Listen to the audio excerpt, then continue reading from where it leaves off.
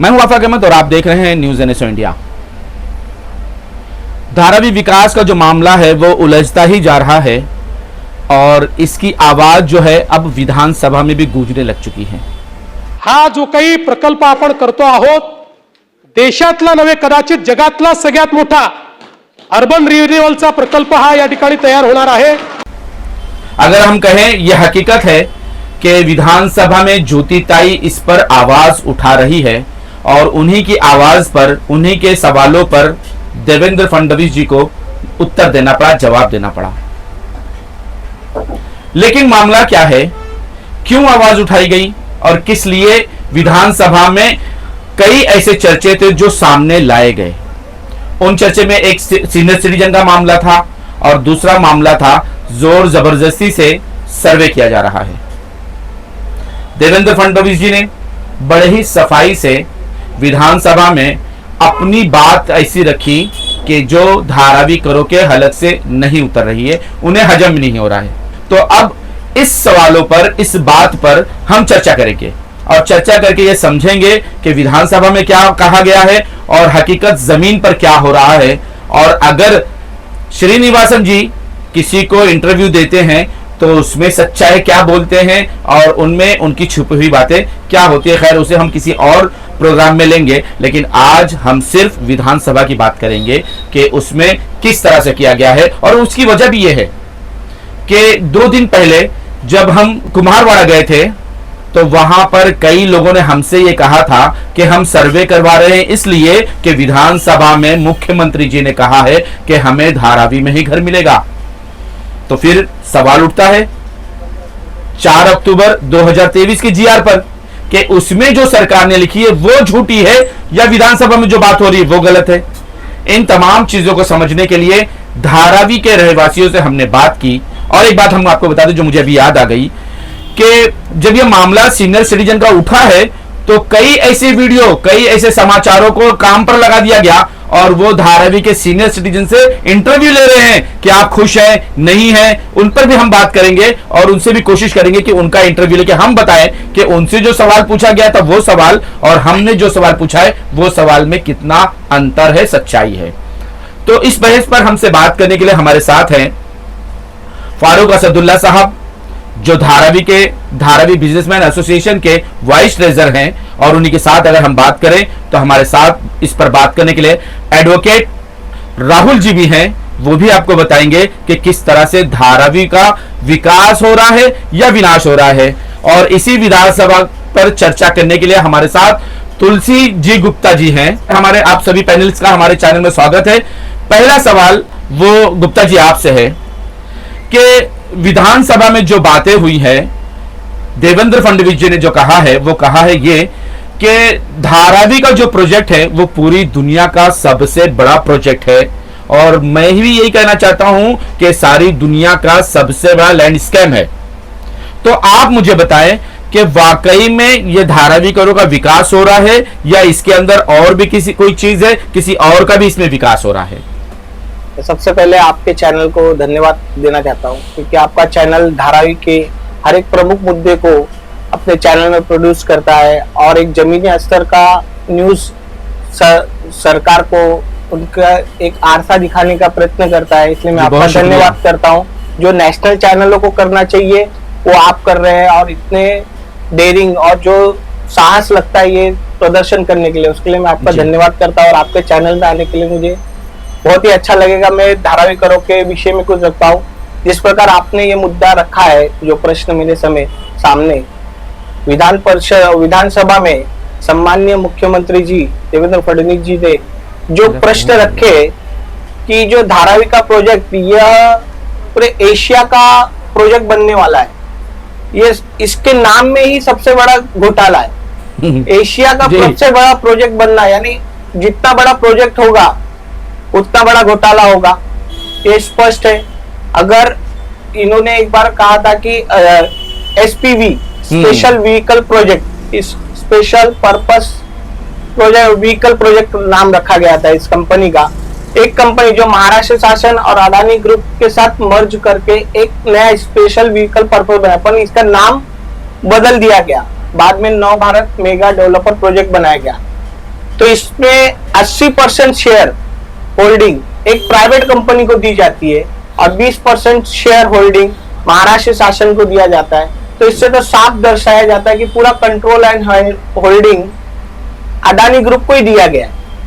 माने इसमें जनता का कोई रोल नहीं, जनता को 0% का रोल दिया गया है। तो इससे साफ समझ में आता है कि पूरी तरह एक कारपोरेट प्रोजेक्ट है एशिया का, क्योंकि इससे यहाँ से धारावी करों को हटा देना है और इन्हें जो भी अपात्र होंगे उन्हें कुर्ला। नहीं गुप्ता जी, आप शायद गलत कह रहे हैं। देवेंद्र फडणवीस जी ने जो विधानसभा में कहा है कि हम 10 लाख लोगों को घर देंगे। एडवोकेट राहुल जी, हम आपकी तरफ आते हैं कि आपसे सवाल लेते हैं कि उन्होंने कहा है कि ये जो प्रोजेक्ट है, इस प्रोजेक्ट में हमने जमीन किसी को नहीं दी है, डीआरपी को दी है, अडानी को नहीं दी हमने, और अडानी सिर्फ पार्टनर है, डेवलपर है। तो मैं आपसे जानना चाहता हूं कि 80% जिसके पास हो वो डेवलपर होता है या मालिक होता है? पहले तो पब्लिक के सामने बोर्ड लगा के जो शेयर्स किसको दिए है, वैसा हर एरिया में जैसा सेक्टर है, हर सेक्टर में 3-3 बोर्ड जे पे लगाना चाहिए उन्होंने, लोगों का विश्वास जीतना चाहिए। जो इनका जो चल रहा है कि लोगों का जबरदस्ती स्तंभ ले रहे, जो घर में लोग नहीं है तो घर में सर्वे दिखा रहे, बिल्कुल, और अपनी पीठ खुद ही थपथपा रहे कि 90% लोग डोर टू डोर सर्वे हुआ है। तो क्या हुआ है क्या? 90% है। जिस तरह से वीडियो भी वायरल हुए, जिसकी वजह से सदन में भी यह मुद्दा उठाया गया है, जिसके लिए माननीय मुख्यमंत्री साहब को जवाब देना पड़ा है। तो लोगों के सामने सच्चाई आने के लिए फिर से सर्वे किया जाए। लोग कोई प्रोजेक्ट के खिलाफ है नाही आहे, कुठलेच माणसं या प्रोजेक्टच्या विरोधामध्ये नाही आहे, पण त्यांना भीती अशी आहे की त्यांना या धारावीतून पळवून लावते। या धारावी डेव्हलप करण्यासाठी या लोकांनी 20-20 फूट रॉ मटेरियल टाकलेलं आहे, स्वतः माती टाकलेली आहे। या धारावीमध्ये सगळे तुच्छतेने बघत होते। धारावी गेल्या 25 वर्षापासून एससी कम्युनिटीसाठी राखीव मतदारसंघ आहे आणि याच्यामध्ये एक षडयंत्र असं दिसतंय की आता बीकेसी ज्यावेळेस डेव्हलपमेंट झाल्यानंतर ह्या एससी लोकांचे ना दुर्गंध तर येत नाहीये का, या एससी लोकांना इथून पळवून लावण्यासाठी हा जो पात्र अपात्रचा खेळ खेळला जात आहे। तर प्रत्येकाला पात्र करण्यात यावं।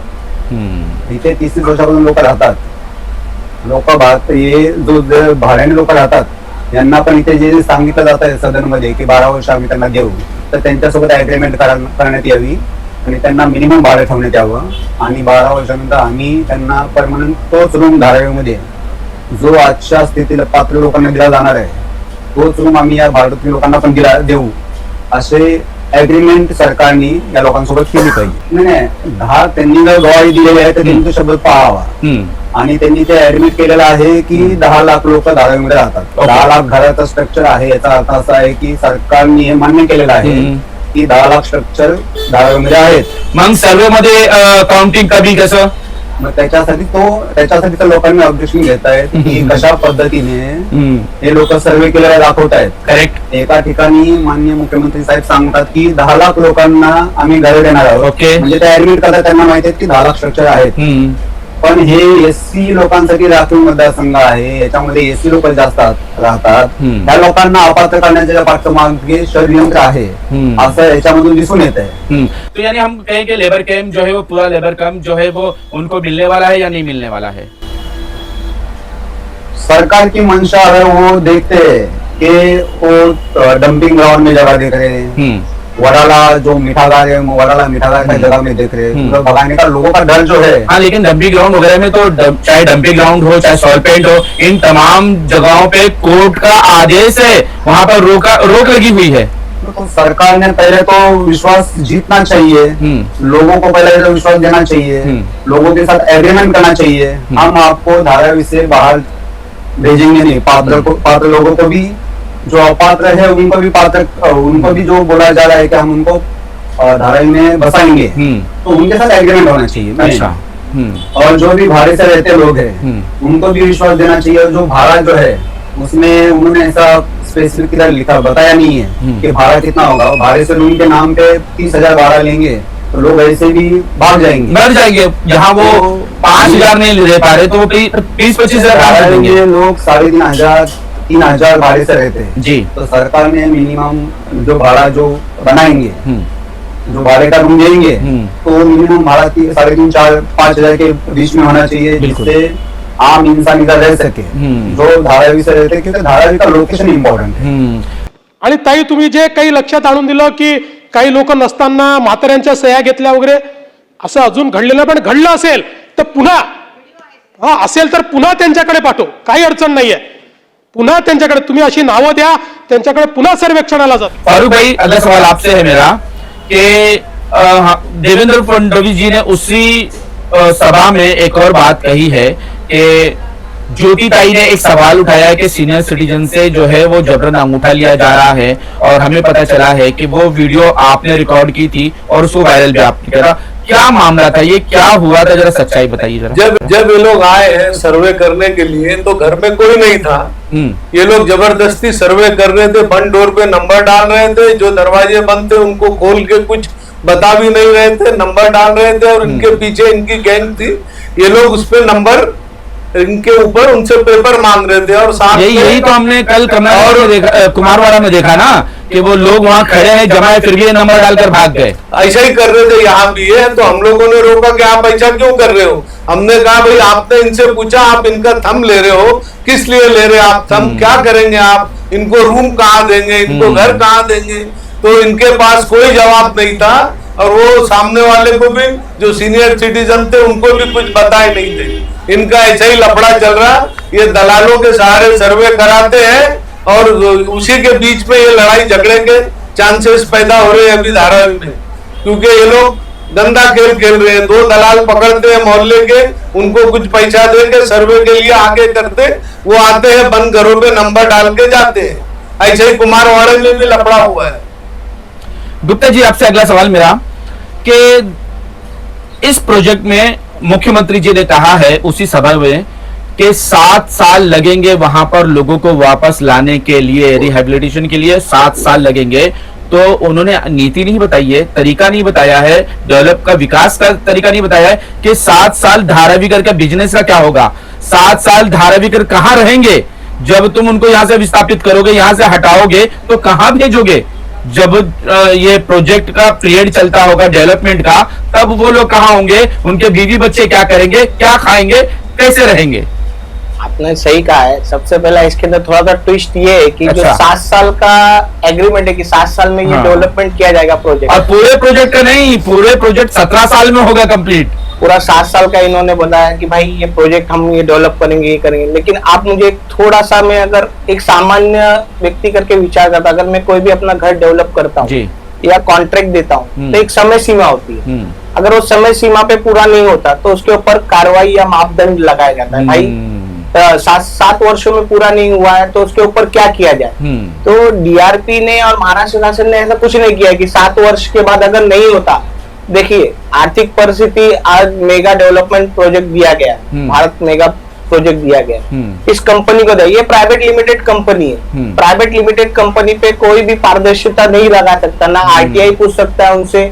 यानी एक तरफ से सरकार ने अपनी जवाबदारी हटा दी है, और जिसके पास 80% हो उसको कौन पूछेगा। और उनसे एक जैसे अभी मैं सामान्य व्यक्ति, तो मैं आरटीआई से, मैं डीआरपी से पूछ सकता हूँ कि आपने क्या एमयू बनाया। एमयू में लिखाया गया कि 7 वर्षों का दिया गया है कि इन्हें 7 वर्षों में डेवलपमेंट करना है। 7 वर्षों के बाद क्या, अगर डेवलप नहीं हुआ तो आपने अडानी जी के लिए क्या प्रोसेस बनाया कि उनपे फाइन लगाया जाए। जैसे बीएमसी लगाती है कि प्रोजेक्ट नहीं हुआ तो उनपे मापदंड, फाइन लगेगा, 17 साल के बाद लगेगा। तो फिर 17 साल के बाद अगर प्रोजेक्ट में डिले हुआ तब लगेगा, और भी 2.5 लाख रुपया और 2.5 करोड़ रुपया। और ना इनमें ट्रांसपेरेंसी से कि जनता को बताया जा रहा है, ट्रांसपेरेंसी उनकी जीविका क्या।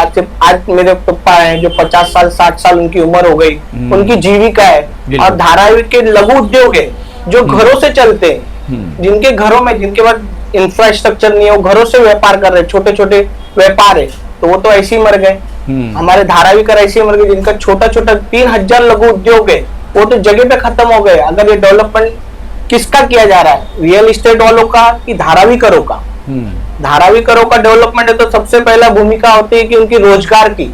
बिल्कुल, उनका रोजगार क्या, अगर मैं फ्लैट लेके करूंगा क्या, अगर मैं भूखे मर रहा हूं तो, अगर मुझे खाने के लिए रोटी नहीं मिल रही है, मेरी जीविका नहीं चल रही है, तो करेंगे क्या। चाणक्य जी ने भी कहा था, उनकी एक मन है, चाणक्य जी ने कहा जहां जीविका नहीं वहां रह के मैं क्या करूंगा। तो आज उनके विचारों से आप चलेंगे, अगर वो बोल रहे हैं कि जब जहाँ जीविका ही नहीं है तो मैं ये फ्लैट लेके करूंगा क्या? बिल्कुल। उनका भाड़ा भी देना, ऊपर से ये रेंटल हाउस देने वाले हैं जो इनके माले 1 माला 2 माला 3 माला के स्ट्रक्चर खड़े हुए हैं, जिनको ये पात्र कर रहे हैं, F1 F2 F3 लिख रहे हैं कि आपको बाहर दिया जाएगा, धाराविकारों को बताया जा रहा है कि आपको बाहर दिया जाएगा। और उनके पास पेपर भी नहीं है, तो उनका एग्रीमेंट बनाया जा रहा है कि आप कोई कार्रवाई नहीं कर सकते, दस्तावेज नहीं कर सकते, लिखित कार्रवाई करने के लिए कुछ नहीं कर सकते। आप खुद सहमत है जो हम कर रहे प्रक्रिया सहमत है, हम आपको देंगे बाहर, वो भी भाड़े पे। अब मुझे आप बताइए, जो व्यक्ति कई सालों से यहाँ पे रह रहा है खुद के घर में, वो अपात्र हो जाता है, अब वो वहाँ बाहर जहाँ कुर्ला जैसे डेयरी फार्म है वहां पे जगह दी जाएगी, मैं बोलता ठीक है आप जगह दे रहे हो स्थापित, लेकिन EMI सिस्टम क्यों लगा रहे, भाड़ा तक तो क्यों दे रहे? आदमी लघु उद्योग नहीं है, उसका स्कूल नहीं है, हॉस्पिटल नहीं है, साइन हॉस्पिटल नजदीक है, आज ये प्राइम लोकेशन है धारावी का, सिर्फ एक कॉर्पोरेट के लिए धारावीकरों को पीछे रखा जा रहा है, सिर्फ कॉर्पोरेट लोगों का ही भविष्य है, इसलिए उन्हें 80% शेयर होल्डिंग दिया गया, 20% महाराष्ट्र शासन के हाथ में। तो ये नाइंसाफी है ना, और जनता का कोई रोल नहीं है ना, जनता से पूछा जा रहा है। नहीं गुप्ता जी, वो चाहते हैं कि जहां पर धारावी कर कमा रहे थे उनके अकाउंट में पैसे जा रहे थे, अब वो उनके अकाउंट में नहीं जाए, उनके मित्र के अकाउंट में जाए, उनको यहां से फायदा मिले, उनका यहां पर बिजनेस शुरू हो, BKC 2 बने और वो सारा फायदा उठा सके।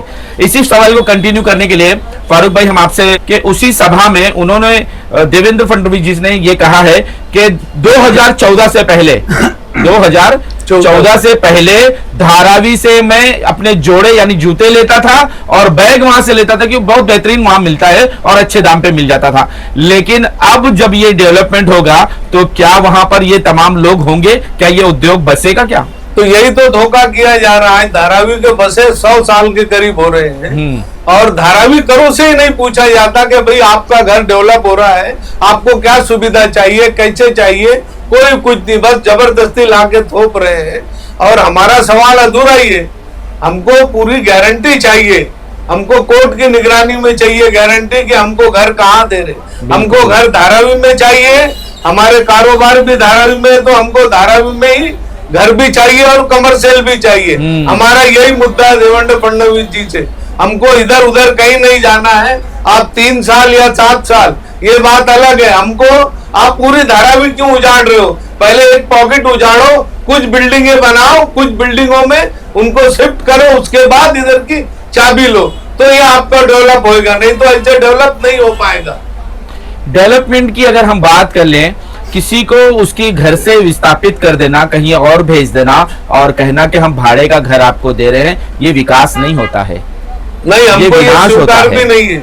और इसी विनाश को लेकर धारावीकर अब सड़कों पर भी आने को तैयार हो चुके हम तो सड़कों पे हैं। निकलेंगे। आपने देखा कि कुम्हारवाड़ा में किस तरह से महिलाओं ने लड़कर उनसे कहा है कि हम सर्वे नहीं चाहते, आप इस नंबर को मिटा दो। और जब हमने आवाज उठाई, हमने पूछा कि आपको कहां पर घर दिया जा रहा है, क्या कोई एग्रीमेंट भी हो रहा है, आप सर्वे तो करवा रहे हैं, तो उनके दलालों ने मुझ पर सवाल करना शुरू कर दिया कि आप बीजेपी को क्यों बीच में ला रहे हैं, आप मोदी जी को क्यों बीच में ला रहे हैं, आप सवाल क्यों कर रहे हैं, आप कौन होते हैं ऐसे सवाल पूछने वाले। तो मैंने वहां खैर जवाब तो दिया, लेकिन ये हर जगह पे अपने दलालों को लेकर घूम रहे हैं और दलालों के जरिए लोगों को भ्रमित कर रहे हैं, बेवकूफ बना रहे हैं।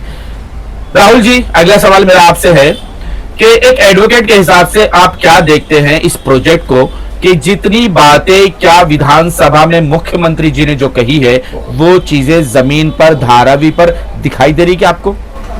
GR अलग चीज बोलता है और बहुत बेहतरीन, बहुत सही बात आपने उठाई है, अलग बोली जाती है जी।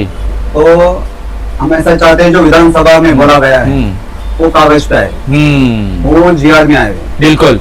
और जो यहाँ का सबसे बड़ा मुद्दा है, जो सेक्टर नंबर 1 में बहुत बड़ा मुद्दा ये चल रहा है, जो मांटोमा लेबर कैंप है, वहाँ पर लोगों की डिमांड जो है उनको 500 स्क्वायर फीट का घर चाहिए, लेकिन उनको अपात्र कर दिया गया सबको। इसके लिए तो लोग विरोध कर रहे हैं और जो आने वाले वक्त में आपको दिखेगा भी, वो जमीन पर विरोध दिखेगा, क्योंकि हम जब भी घूमते हैं विभाग में तो लोग हमसे मिलते हैं, बातें करते हैं, तो लोग हमारे सामने उनका जो इसके विरोध में जो भावना है वो सब सामने आ जाती है। उनका कहना है कि जैसा अगर बिजली चालू को अगर 500 स्क्वायर फीट दे रहे हैं, बिल्कुल। तो हमको क्यों नहीं दे रहे? बिल्कुल। हम एससी है, हम एससी सीट है इसके लिए। मतलब ये क्या आप एट्रोसिटी कर रहे क्या? उनके जो भेदभाव। होना है वो है। अगर गोरेगांव में 1200 square feet government 1200 square feet का घर गवर्नमेंट बांध के देने के लिए राजी है, तो इधर के लोगों के लिए 350 में क्यों अटके पड़े? क्योंकि उनमें जो भावना बली पड़ी है कि ये 25 साल से एससी कॉन्स्टिट्यूंसी रिजर्व है, यहाँ पर 70-60% लोग दलित रहते हैं, और उनको वो आज भी उसी तरीके से ट्रीट करके इनको भगा दो, जैसा हम गांव से भगाते हैं वैसा इधर से भी भगा देंगे। तो लेकिन अभी होने वाला नहीं है। लोग जागरूक है, कानूनन जागरूक है, न्याय लोगों के साथ में है, लोग भी जागरूक है और फारूक वो जी, आएंगे रास्ते। फारूक जी, मुख्यमंत्री जी ने कहा है कि जितने भी पात्र लोग हैं उनको हम धारावी में घर देंगे और तमाम उद्योग तमाम बिजनेस को भी धारावी में ही देंगे, लेकिन मास्टर प्लान में कुछ दिखाई नहीं देता है। तो हमारी यही मांग है ना सरकार से कि हमको स्ट्रक्चर को मान्यता दी जाए, घर के बदले घर मिला जाए, दुकान के बदले दुकान, हमको स्ट्रक्चर पे मान्यता दी जाए। पात्र अपात्र के चक्कर में जनता को ना उलझाया जाए, क्योंकि पात्र अपात्र हर किसी में कुछ ना कुछ कमी होती है, वो कमी पूरी करना बहुत मुश्किल है। इसीलिए हम कह रहे हैं हमारा स्ट्रक्चर पात्र करो, स्ट्रक्चर को पात्रता दो ताकि हमारा उसी पे काम हो जाए, और हमको वही घर चाहिए धारावी में। हमारा ये मेन मुद्दा है। हम ना कमर्शियल के लिए बाहर जाएंगे ना घर के लिए बाहर जाएंगे। गुप्ता जी, यहाँ जो बिजनेस चल रहा है धारावी में, उस बिजनेस पे मुख्यमंत्री जी ने बड़ी जबरदस्त टिप्पणी की है। उन्होंने कहा है कि जो इतना बड़ा हब चल रहा है, जो $1 मिलियन जो सरकार को टैक्स दे रही है, उसमें भी टैक्स चोरी हो रहा है। कई ऐसे बिजनेस वाले जो टैक्स चोरी कर रहे हैं, लेकिन जब हम आएंगे, जब हम इसको डेवलप करेंगे, तो हर एक से टैक्स लेंगे, भले से 5 साल फ्री कर देंगे।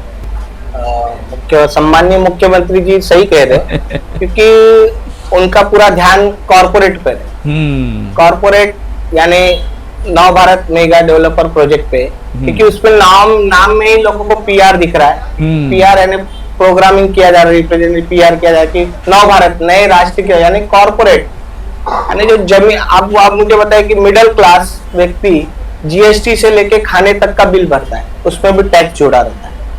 तो और यहाँ का ट्रिलियन करोड़ों का हब है, यहाँ पे पूरा चमड़ा व्यापार धीरे धीरे इतने जीएसटी लगाने के कारण चमड़ा व्यापार खत्म होते जा रहे हैं, लघु उद्योग खत्म होते जा रहे हैं, सब खत्म हो जाएंगे और यहाँ कॉर्पोरेट आ जाएगा, मॉल आ जाएगा, ये आ जाएगा, तो यहाँ पे सामान्य व्यक्ति कहाँ रह पाएगा उसमें। तो उनका सही कहना है ना कि कॉर्पोरेट से टैक्स लेंगे, धारावी करों से कैसे टैक्स ले पाएंगे जब धारावी कर रहेगा ही नहीं, तो टैक्स कहाँ से लेंगे। उनके लिए तो उन्होंने रेलवे की जमीन दी हुई है कि यहाँ पे पात्र लोगों को रखा जाएगा, लेकिन मालकाना हक तो रेलवे का होगा, तो यहाँ पे ना मैं भाड़े पे दे पाऊंगा ना बेच पाऊंगा, माने दोनों तरफ से धारावी कर फंस गया। अगर ये जमीन बीएमसी की तो मैं भाड़े पे दे सकता हूँ, ऊपर रेंट पे ले सकता हूँ, या किसी को बेच सकता हूँ, या ट्रांसफर करा सकता हूँ, लेकिन रेलवे की जमीन आप ही बताइए कैसे मैं बेच सकता हूँ। मैं तो वो मेहमान हूँ उनके घर पे, मुझे कभी भी ऑपरेशनल, अगर रेलवे का भी ऐसा कहना कि अगर ऑपरेशनल प्रोजेक्ट आएगा तो हम कभी भी खाली कर देंगे, तो डायरेक्ट या इनडायरेक्ट हमको बाहर ही भगाना है। जब उन्होंने पहले ही ठान लिया है कि इनको बाहर भगाना है, टैक्स हमें कॉर्पोरेट से मिलने वाला है, धारावी करों से नहीं मिलने वाला है, क्योंकि धारावी 1 ट्रिलियन का बिजनेस होता था यहाँ पे चमड़ा व्यापार, जो कि अभी धीरे धीरे कम हो रहा है। अनेक प्रॉब्लम्स आ रही है यहाँ पे, आप देखेंगे जब से अडानी जी को प्रोजेक्ट दिया गया तब से धारावी में एक से एक प्रॉब्लम आ रही है, वो भी क्रिएट प्रॉब्लम आ रही है। कभी ब्रिज बंद हो जाता है साइन का, व्यापारियों की कमर टूट जाती है, वो प्रोजेक्ट धीरे धीरे कम होने लगता है, ट्रांसपेरेंसी बिना स्थानिकों को कॉन्फिडेंस देते हुए बहुत ही डिले किया जा रहा है, और ये जानबूझ के किया जा रहा है। ये सभी धारावी कर इतना सक्षम है, धारावी कर ने इतना झेला हुआ है कि वो सहन करके भी खड़ा रहेगा धैर्य के माफिक, चाहे कितनी सरकारें आए, उनको पलटने का हिसाब रख सकता है धारावी कर। समय ज्यादा बीतता जा रहा है, तीनों से एक छोटे छोटे सवाल कंटिन्यू, फिर उसके बाद हम इस कार्यक्रम को खत्म करेंगे। सबसे पहले फारूक भाई आपसे ही सवाल हम ले लेते हैं कि कैसे देखते हैं आप इस विकास को, अगर वाकई में धारावी करों को, पूरे धारावी करों को अगर धारावी में दुकान मकान गोडाउन मिलता है तो उनकी हैसियत क्या होगी, और उन्हें अगर यहाँ से हटा दिया जाएगा तो वो कैसे होंगे। अगर वो रेगुलाइज हो जाएंगे तो गवर्नमेंट को इससे अच्छा जीडीपी मिलेगा। और दूसरी बात यह है, लेकिन इनकी सच्चाई हमें नहीं लग रही है क्योंकि डेवलपमेंट के बारे में आम जनता को कुछ भी बताया नहीं गया, बस सिर्फ सर्वे के नाम पे डराया जा रहा है, बस यही वर्गलाया जा रहा है, बाकी हकीकत कुछ नहीं है। अगर इनको हकीकत देना होता धारावी में तो ये खुल के नहीं बोलते, ये काहे को बार बार जगह के लिए डिमांड करते। तो ये सब धारावी करों के साथ छल किया जा रहा है, इसको हमको रोकना होगा। आने वाले दिनों में हम इसके लिए संघर्ष करेंगे और चाहिए तो हम रोड पे भी उतरेंगे, ये हमारी मंशा है जी।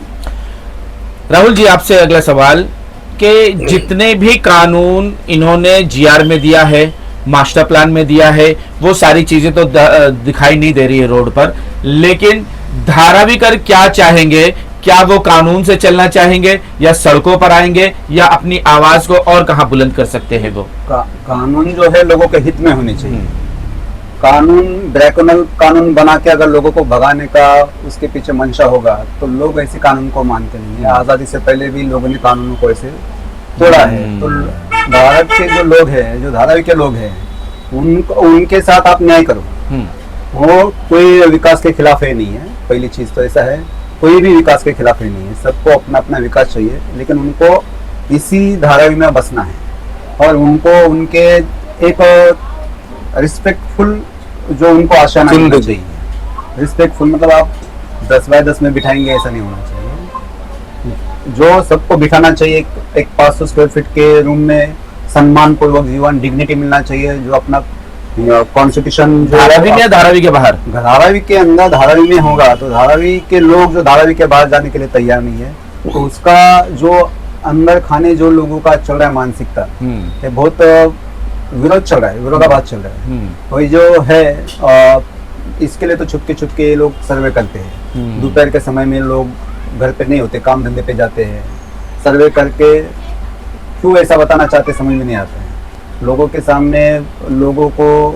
सामने ऐसा पेश करते हैं कि 90% लोगों ने सर्वे दिया है। अच्छी बात है, माननीय मुख्यमंत्री साहब ने बोला है अगर ऐसा कुछ हुआ है तो हम फिर से वो लोग से मिल के सर्वे करेंगे।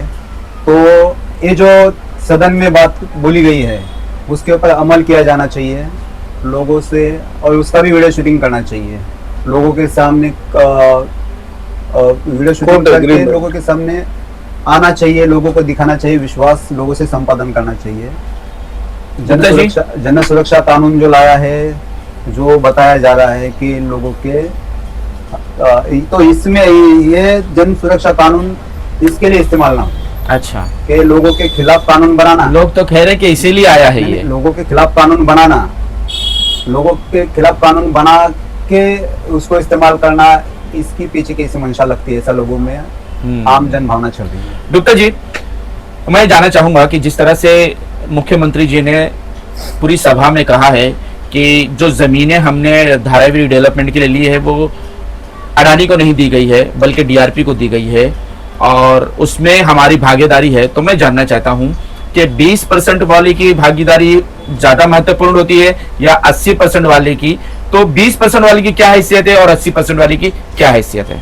मैं आपके प्रश्न को सम्मान देता हूँ कि सम्मानीय मुख्यमंत्री जी का जब जन्मदिन था तो सभी जो बड़े बड़े दिग्गज नेता थे उन्होंने कहा था कि सम्मानीय मुख्यमंत्री देवेंद्र फडणवीस बहुत अनुभवी नेता है।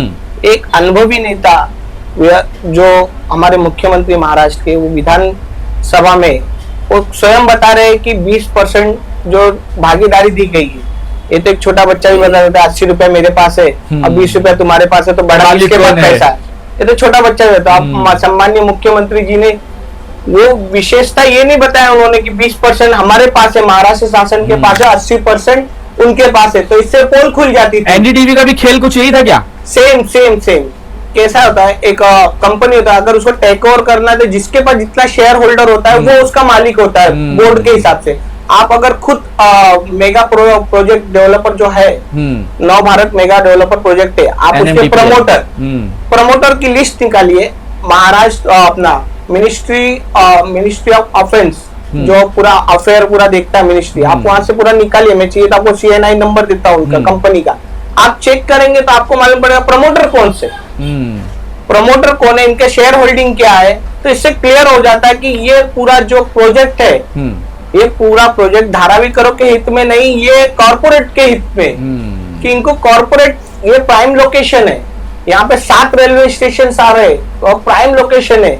यहाँ साइन हॉस्पिटल है, आने वाले समय में ये भविष्य में बहुत बड़ा हब सबसे होगा, बड़ा बीकेसी है। बीकेसी है। और यहाँ पे कैसा बहुत डेवलप मोनो रेलवे है ये सब, और यहाँ कॉर्पोरेट सेक्टर बनाया जाए। जैसा एक पिक्चर है, एक पिक्चर का बुलेट छोटा ट्रेन सा भी ला भाग रहे है, हैं मोदी जी अडानी जी के लिए।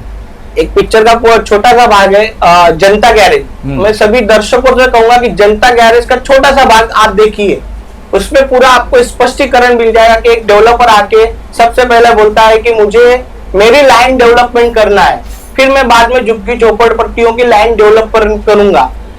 अर्थात यदि कोई भी विडम्बना आती, जैसे बैंक करप्ट हो जाते हैं, अदानी जी के ऊपर हिडनबर्ग ने इतना बड़ा ऑपरेशन उठाया और यूएस में उनके ऊपर केस चल रहे हैं, उनका ना निरीक्षण करते हुए कि रिश्वत के ऊपर चल रहा है कि उन्होंने रिश्वत दिया था ग्रीन एनर्जी ने, अडानी ग्रीन एनर्जी ने, कि उनके ऊपर आरोप चल रहे हैं। इनकी पारदर्शिता पे भी अब सवाल उठ रहे हैं। अगर भविष्य में ये बहुत बड़ा, एशिया का मुख्यमंत्री जी का कहना है कि भविष्य में बहुत बड़ा प्रोजेक्ट है ये, अगर ये रुक जाता है, सरकार बदल जाती है या रुक जाता है, तो धारावी कर कहाँ जाएगा? जब अडानी जी चले जाते तो कौन देश छोड़कर, तो कानूनी प्रक्रिया से लड़ते लड़ते गरीब आदमी कहाँ से लाएगा पैसे? बिल्कुल, इस पे कोई पारदर्शिता नहीं है जी। ये ट्रांसपेरेंसी नहीं है, ये सिर्फ और सिर्फ कॉर्पोरेट को बेनिफिट दिखाना है। और सरकारें आती बदलती रहती है, 10 साल इनके तो 15 साल अदर कांग्रेस के रहेंगे, आज बीजेपी की कल कांग्रेस की रहेगी। ये सरकारें बदलती रहती है लेकिन जनता मर जाती है इसके अंदर। सामान्य आदमी का क्या दोष है इसके अंदर? तो इस विषय में मैं रखना चाहता हूँ कि न्याय दिया जाए, धारावी करो को न्याय दिया जाए। न्याय का मतलब ये नहीं है कि उनसे कोई गलती हुई तो उनको सजा दी जाए, बल्कि न्याय का मतलब ये है कि उनके साथ न्याय इस तरह हो कि उनके दुकान, उनके मकान, उनके घर, उनके कारोबार, उनके गोडाउन धारावी में ही डेवलप किए जाएं, धारावी में ही उनका विकास हो, धारावी से उन्हें कहीं और विस्थापित ना किया जाए। सोलपेंट चाहिए आप रख लीजिए, देवनार चाहिए आप विकास कर लीजिए, मलूंड चाहिए आप भी विकास कर लीजिए, मदर डेयरी की तो वहां से उन लोगों को मत भगाइए, उनको भी विस्थापित मत कर दीजिए, वहां के लोगों को भी वहां रहने दीजिए, उनके साथ भी इंसाफ हो, हर एक के साथ इंसाफ हो। इसी तरह धारावी की बात जो आपने विधानसभा में उठाई है, तमाम बातों को अगर आप खोल खोल कर मुख्यमंत्री जी बताते कि धारावी करो को धारावी में किस जगह पे आप घर देंगे, कहां पर आप मकान देंगे, कहां पर दुकान देंगे, कहां पर घर देंगे और कहां पर आप स्कूल कॉलेज देंगे, वो तमाम चीजें अगर आप निशानदेही कर देते कि इस इलाके में ये होगा, इस इलाके में ये होगा और बाकी का सब सेल होगा, तो अब हम समझ पाते कि आप धारावी में लोगों को घर दे रहे हैं। आप तो खाली कह दिया आपने कि धारावी में ही देंगे, किसको देंगे नहीं पता, क्योंकि आपके जो मित्र हैं ज्यादातर लोगों को तो अपात्र कर रहे हैं। मेघवाड़ी हमारे सामने मिसाल है, उन्होंने 70 से ज्यादा % लोगों को अपात्र किया है और उसमें खेल भी ऐसा खेला कि नीचे की जमीनों को जो घर थे उनको अपात्र किया और फर्स्ट फ्लोर पे पात्र किया, जबकि उस पात्रता पे कोई फायदा नहीं है। उस पात्रता को आप किराए का मकान देंगे, क्या मतलब होगा? वो अपना घर खो बैठेगा, लाखों करोड़ों की प्रॉपर्टी यहां छोड़कर देवनार के उस जगह पर जाएगा जहां वो बीमार होगा, जहां पर उसके बच्चे बीमार होंगे, जहां उसके परिवार बीमार होगा मिथेन गैस से। ऐसी जगह भेजेंगे आप? ये विकास कर रहे हैं? तो विकास हो तो सही विकास हो, वरना धारावी कर शायद आपको मुख्यमंत्री ही नहीं रहने देंगे। ये विकास आप सत्ता में भी लाएंगे। आज तक के लिए इतना ही। देश विदेश की खबरों के लिए देखते रहें न्यूज़।